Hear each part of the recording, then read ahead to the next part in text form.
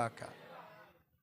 ఇప్పుడు రక్షించబడ్డ నీవు క్రీస్తు మనస్సును ఎరిగిన వ్యక్తివై ఉండాలి.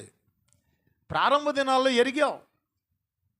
అమ్మో, నోటి మాటను కాసుకోవాలయ్యా, ప్రవర్తనను కాసుకోవాలయ్యా, నా వస్త్రధారణ కాసుకోవాలయ్యా. అర్థమవుతుందా? నేను ఎలా ఉండాలంటే ఒక సాధు జీవులాగా ఉండాలయ్యా.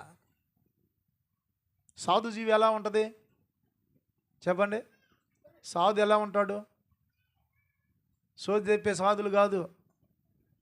సోది చెప్పేవాడు ఏంది? ఇక్కడ ఒక ఏసీ మాత్రడు, అక్కడ ఒక ఏసీ మాత్రడు.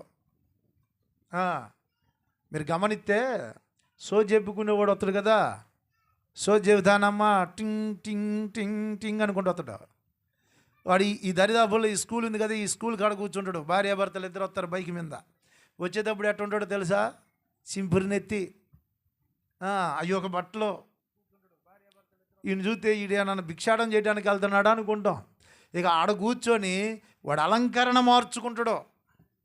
అదేంటిది? పై రూపం అంటే వేషధారణ. నువ్వు అలా జీవితంలో ఉన్నావా? క్రీస్తును ధరించుకున్నావా? దేవుని స్తోత్రం కలుగునుగాక. వాడేముంది, ఇప్పుడు ఒక వేషం వేసాడు, తిరుగుతాడు. ద్రవ్యం దొరికితేనేమో, అర్థమవుతుందా? ద్రవ్యం దొరికితేనేమో పండగ చేసుకుని వెళ్ళిపోతాడు. మళ్ళీ ఊరు బయటికి వెళ్ళగానే వేషం అంతా తీసేస్తాడు.